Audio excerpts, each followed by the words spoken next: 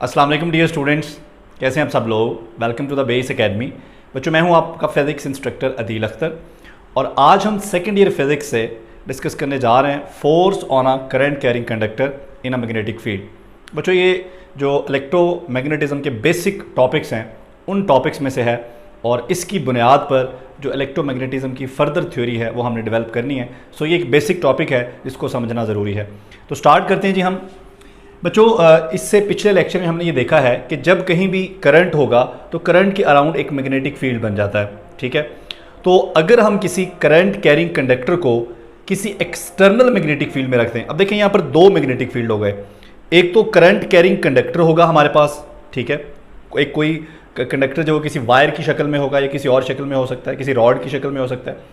तो उस कंडक्टर में करंट गुजरा है, उस करंट का एक अपना मैग्नेटिक फील्ड है और दूसरा वो मैग्नेटिक फील्ड जिसमें हमने उस कंडक्टर को प्लेस करना है।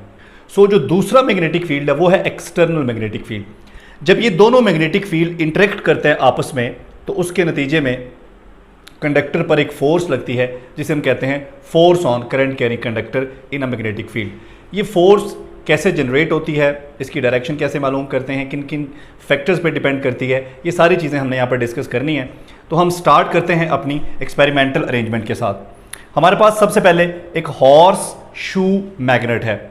इस हॉर्स शू मैग्नेट को हमने इस तरह से रखा है कि इसका जो नॉर्थ पोल है, ठीक है, वो नीचे की तरफ है और साउथ पोल ऊपर की तरफ है। और आपको पता है कि मैग्नेट के बाहर जो मैग्नेटिक फील्ड लाइंस होती हैं वो नॉर्थ पोल से साउथ पोल की तरफ होती हैं। तो इस डायग्राम में हमारी जो मैग्नेटिक फील्ड लाइंस हैं वो इस तरह से हैं, नॉर्थ पोल से साउथ पोल की तरफ। ठीक है, उसके बाद बच्चों ये एक मेटल की बनी हुई रेल्स हैं, ठीक है, जिनके ऊपर हमने एक कंडक्टर रखना है।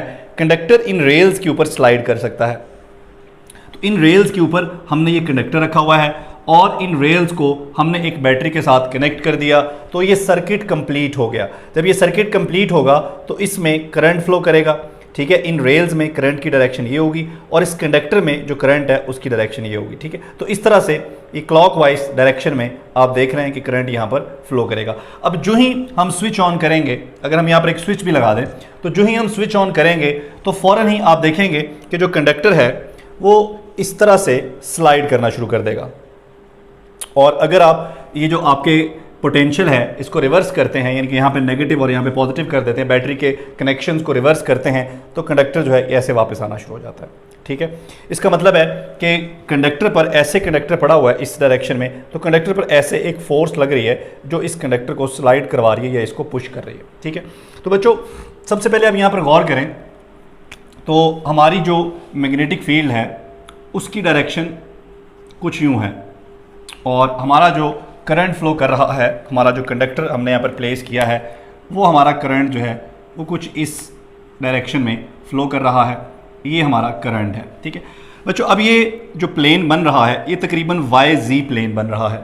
ठीक है, और अगर मैं यहाँ पर थोड़ा सा इसको ऐसे हाईलाइट कर दूँ यूँ करके तो आप देख रहे हैं कि मैग्नेटिक फील्ड और ये कंडक्टर जो हैं, मैग्नेटिक फील्ड और ये कंडक्टर जो हैं ये दोनों क्या हैं, परपेंडिकुलर हैं और ये एक प्लेन बन रहा है यहाँ पर, ये देखें।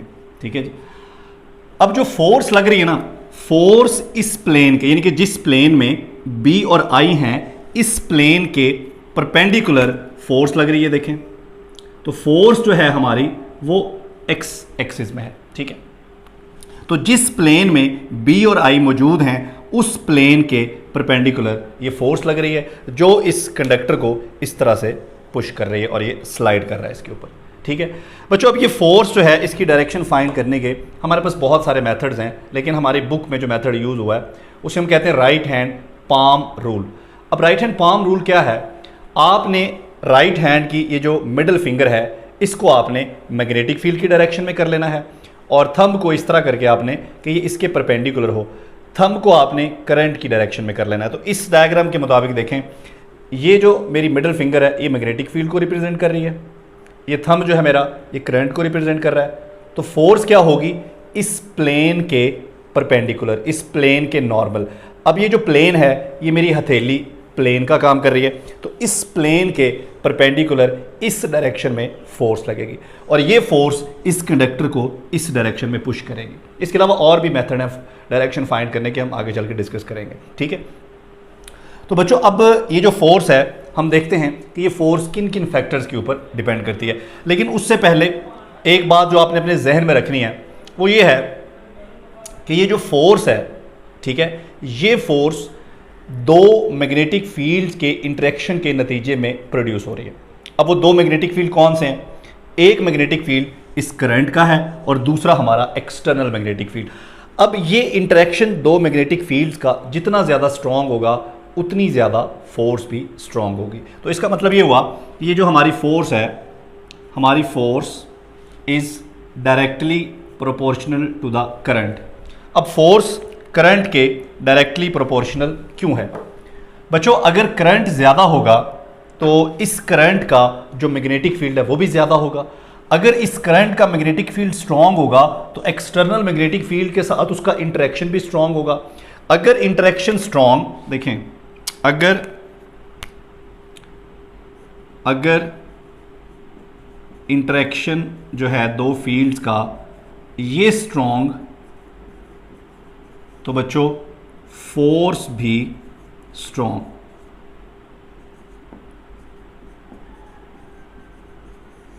और अगर ये इंटरेक्शन वीक तो फोर्स भी वीक। इसका मतलब है अगर करंट कम होगा तो करंट का जो मैग्नेटिक फील्ड है वो भी कम होगा तो फोर्स भी कम हो जाएगी, ठीक है।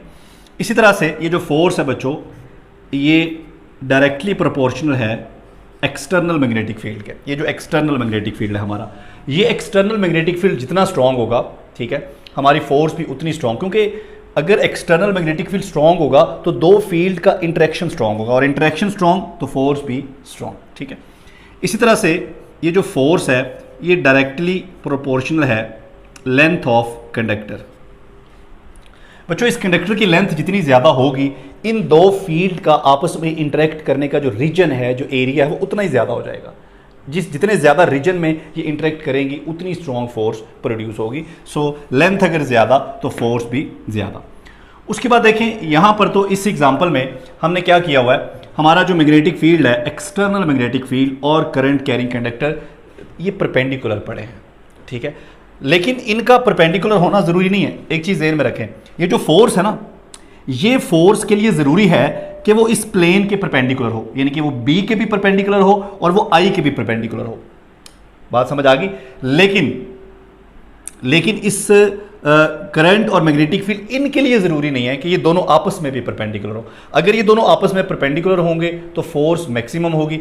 इसके अलावा अगर ये किसी और एंगल पे पड़े होंगे तो फोर्स की वैल्यू डिफरेंट हो जाएगी। इसका मतलब है कि जो फोर्स है ये बी और आई इनके दरमियान जो एंगल है उस एंगल के साइन, फर्ज करें कि एंगल अल्फा है तो साइन अल्फा उस एंगल के साइन पे भी डिपेंड करती है। साइन पे, साइन से मुराद साइन अल्फा, ठीक है, साइन कॉस। तो ये जो चारों हमारे फैक्टर्स बने हैं, अगर इन सबको कंबाइन कर लिया जाए तो हमारी जो फोर्स है ये बन जाती है B I L sine alpha.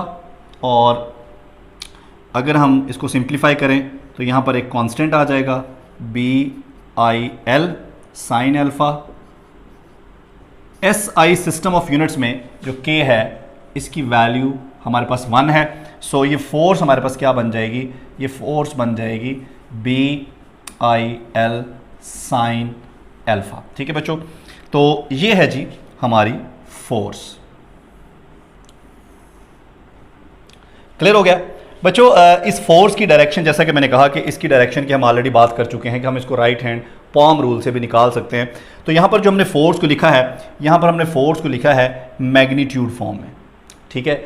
हम इसको वेक्टर फॉर्म में भी लिख सकते हैं और उसके बाद हम देखते हैं कि ये फोर्स मैक्सिमम कब होती है और मिनिमम कब होती है, ठीक है बच्चों। तो देखें हमने कहा कि ये फोर्स इस प्लेन के परपेंडिकुलर, यानी कि जिस प्लेन में हमारा बी और आई मौजूद हैं, हमारी फोर्स हमेशा उस प्लेन के परपेंडिकुलर होगी। मसलन ये प्लेन इस तरह से बन रहा है कि ये जा रहा है हमारा करंट और ये हमारा मैग्नेटिक फील्ड है, ठीक है बच्चों। तो ये एक प्लेन बन रहा है यहाँ पे, इस प्लेन के परपेंडिकुलर, ठीक है, इस प्लेन के नॉर्मल, ये हमारी फोर्स होगी, ठीक है। इसका मतलब ये हुआ कि अगर हम इस फोर्स को वेक्टर फॉर्म में लिखें तो हम इसको लिख सकते हैं F is equal to B I L sine alpha. अब जिस प्लेन में हमने कहा कि B और L हैं उस प्लेन के नॉर्मल हमारी फोर्स की डायरेक्शन होगी। ठीक है, ये नॉर्मल डायरेक्शन है इन दोनों के नॉर्मल। अब वेक्टर फॉर्म में लिखने के लिए ज़रूरी है कि साथ यूनिट वेक्टर भी बनाएं, तो हमने साथ यूनिट वेक्टर भी बना दिया। ठीक है बच्चों, करंट तो स्केलर है, यहाँ पर लेंथ भी एक वेक्टर है जिसको हम लेंथ वेक्टर कहेंगे। वजह कि हमारा जो कंडक्टर है वो बिल्कुल स्ट्रेट है। अगर हमारा कंडक्टर बिल्कुल स्ट्रेट है तो हमारे कंडक्टर की जो लेंथ है वो भी एक वेक्टर हो सकती है, लेंथ वेक्टर हम उसे कह सकते हैं। जिस तरह डिस्प्लेसमेंट जो है वो एक बिल्कुल स्ट्रेट या डायरेक्टेड लाइन होती है, तो ये कंडक्टर भी बिल्कुल स्ट्रेट या डायरेक्टेड है, इसलिए इसकी लेंथ को हम एक वेक्टर बना सकते हैं। सो लेंथ भी वेक्टर है, मैग्नेटिक फील्ड भी वेक्टर है। यहाँ पर जो करंट है, करंट तो हमेशा स्केलर होता है। इसका मतलब है इस इक्वेशन को मैं थोड़ा सा यूँ करके भी लिख सकता हूँ, F इज़ इक्वल टू, अगर मैं I को ऐसे लिख दूँ और L और B को इकट्ठा लिख दूँ और साथ में साइन अल्फ़ा और n यूनिट वेक्टर। बच्चों ये देखें एल बी, ये साइन भी इसके साथ ही लिख दें यूँ करके, एल बी साइन अल्फ़ा। आपने फर्स्ट ईयर में पढ़ा हुआ है कि हमारे पास अगर दो वेक्टर्स हों और उनका क्रॉस प्रोडक्ट हो रहा हो A क्रॉस B, तो हम इसको लिख सकते हैं ए बी साइन थीटा और साथ में unit vector, normal unit vector. तो बच्चों ये देखें ए बी साइन अल्फा और यूनिट वेक्टर, तो ये ए क्रॉस बी है, ये क्या बन जाएगा एल क्रॉस बी। तो हमारी जो फोर्स है बच्चों वेक्टर फॉर्म में, हमारी फोर्स बराबर आ गई एल क्रॉस बी। ठीक है, और यहाँ पर बाहर क्या है, बाहर है आई स्केलर है। तो ये देखें जी, ये हमारी फोर्स आ गई F is equal to I L cross B. और यहाँ से भी ये कन्फर्मेशन हो गई कि जो फोर्स है वो इस प्लेन के परपेंडिकुलर है जिस प्लेन में L और B मौजूद हैं, यानी कि फोर्स हमेशा L और B के परपेंडिकुलर होगी। अब इस फोर्स की डायरेक्शन हम राइट हैंड रूल से भी निकाल सकते हैं। ठीक है जी, राइट हैंड रूल यानी कि L क्रॉस B करना, आपने L से B की तरफ अपनी फिंगर्स को कर्ल करना है राइट हैंड की, तो थंब जो है वो आपको बताएगा डायरेक्शन ऑफ फोर्स। ये देखें अगर इसमें देखा जाए तो ये हमारा L है और ये हमारा B है। अगर L से B की तरफ मैं फिंगर्स को कर्ल करूं तो ये जो थंब है वो थंब इन दोनों के परपेंडिकुलर या नॉर्मल है। तो यही डायरेक्शन है जो कि पहले हम राइट हैंड पाम रूल से भी निकाल चुके हैं। तो सिंपल जो राइट हैंड रूल है, जो क्रॉस प्रोडक्ट वाला राइट हैंड रूल है, उससे भी आप ये डायरेक्शन कैलकुलेट कर सकते हैं। ठीक है, तो अब हम निकाल लेते हैं जी मैक्सिमम फोर्स और मिनिमम फोर्स। ठीक है जी, हमारी फोर्स मैक्सिमम कब होगी और हमारी फोर्स मिनिमम कब होगी। ठीक है, तो बच्चों हम फोर्स को लिखते हैं उसकी मैग्नीट्यूड फॉर्म में। तो मैग्नीट्यूड फॉर्म में हमारी जो फोर्स है ये हमारे पास है जी I L B sine alpha. बच्चों अगर एल और बी जिस तरह यहाँ पर है एल और बी, अगर ये परपेंडिकुलर है तो एंगल 90 होगा। इस सूरत में साइन 90 जो है बच्चों ये क्या होता है, ये 1 होता है। तो हमारी जो फोर्स है ये क्या हो जाएगी, मैक्सिमम हो जाएगी। इसका मतलब है अगर एल और बी परपेंडिकुलर पड़े हैं तो ये फोर्स मैक्सिमम हो जाएगी। लेकिन अगर एल और बी के अलावा कोई और, एल और बी के दरमियान 90 के अलावा कोई और एंगल है तो फोर्स की वैल्यू भी कुछ और आएगी। अच्छा, ये फोर्स मिनिमम कब होगी, हमारे कंडक्टर को कभी भी मैग्नेटिक फील्ड के पैरेलल या एंटी पैरेलल नहीं होना चाहिए। मसलन ये मैग्नेटिक फील्ड लाइंस है ना, अगर आप कंडक्टर को ऐसे रख देंगे पैरेलल मैग्नेटिक फील्ड के तो कंडक्टर पर कोई फोर्स नहीं लगेगी। अगर आप एंटी पैरेलल रख देंगे तो भी फोर्स नहीं लगेगी। उसकी वजह क्या है, क्योंकि साइन जो है, साइन हमारे पास साइन 0 भी 0 होता है और साइन 180 भी 0 होता है। साइन इन दोनों एंगल्स पे 0 होता है, इसलिए आपने कंडक्टर को कभी भी मैग्नेटिक फील्ड लाइंस के पैरेलल या एंटी पैरेलल नहीं रखना। ठीक है, उसके अलावा हम बाकी एंगल्स पे देख सकते हैं। तो ये हमारी फोर्स की मैग्नीट्यूड हो गई। हमारे फोर्स को हमने वेक्टर फॉर्म में लिख लिया। ये फोर्स कैसे जनरेट होती है, इंटरेक्शन के नतीजे में किन किन फैक्टर्स पर डिपेंड करती है। अब यहाँ से हम कुछ और चीज़ें डिफाइन करते हैं। सबसे पहले हमारे पास है मैग्नेटिक इंडक्शन। ठीक है, मैग्नेटिक इंडक्शन क्या है, force acting on 1 metre length of a conductor. अगर हमारे पास 1 मीटर लंबा कंडक्टर है, placed right angle to the magnetic field, और उस कंडक्टर को हमने ऐसे रखा है कि वो मैग्नेटिक फील्ड लाइंस के क्या है, परपेंडिकुलर, ऐसे या ऐसे जैसे भी।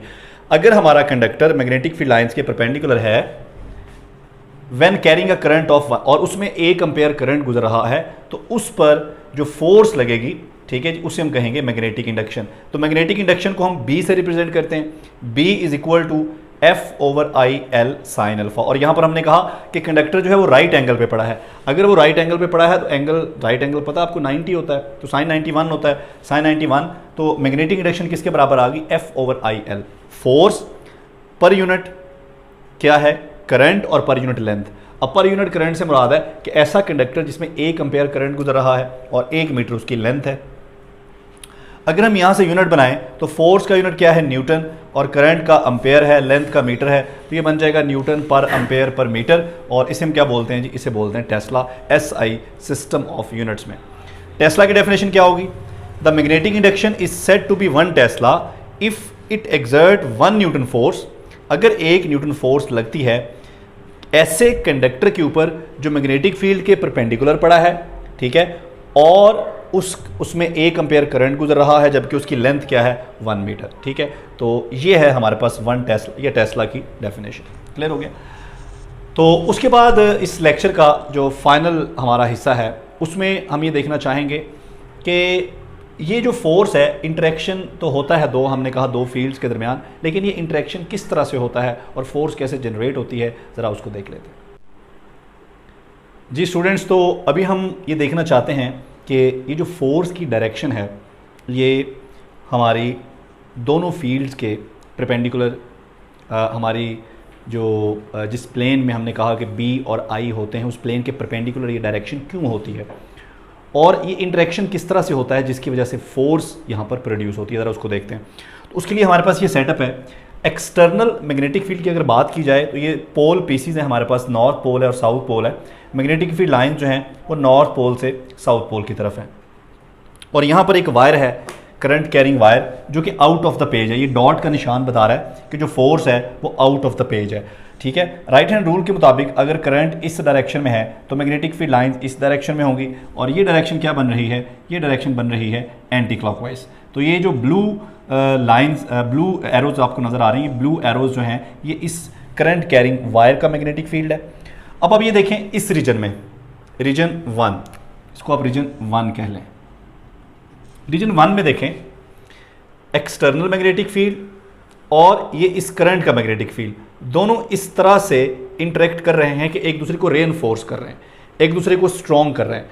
तो नतीजा क्या होगा, इस रीजन में, ये जो मैंने इस बॉक्स सा बना दिया है, हाईलाइट कर दिया है, इस रीजन में जो फील्ड है वो क्या होगा, इस रीजन में फील्ड स्ट्रॉन्ग हो जाएगा। और अगर हम इस रीजन की बात करें तो एक्सटर्नल मैग्नेटिक फील्ड और इस करंट का मैग्नेटिक फील्ड दोनों ऑपोजिट डायरेक्शन में है, तो यहाँ ये एक दूसरे के इफेक्ट को कैंसिल कर देंगे। नतीजा क्या होगा, एक वीक मैग्नेटिक फील्ड इस रीजन में हमें मिलेगा। अब जो कंडक्टर है जो कि इस तरह से पड़ा हुआ है, ये कंडक्टर मूव करेगा स्ट्रॉन्ग रीजन से वीक रीजन की तरफ, और एक पुश इसको मिलेगा, ठीक है, जिसे हम मैग्नेटिक फोर्स कहेंगे, ठीक है। तो इस तरह से ये इंटरेक्शन के नतीजे में फोर्स क्रिएट होती है। और आप देख रहे हैं कि ये हमारा करंट कैरिंग कंडक्टर है, ठीक है, और हमारा जो एक्सटर्नल मैग्नेटिक फील्ड है वो इस तरह से है, और जो फोर्स है इस प्लेन के परपेंडिकुलर है, ठीक है, इस प्लेन के नॉर्मल है, इस डायरेक्शन में फोर्स है, होनी भी इसके नॉर्मल ही चाहिए जैसा कि हमने कहा। तो ये था जी हमारा basic first lecture, force on current carrying conductor in a magnetic field. Thank you, Allah हाफिज़।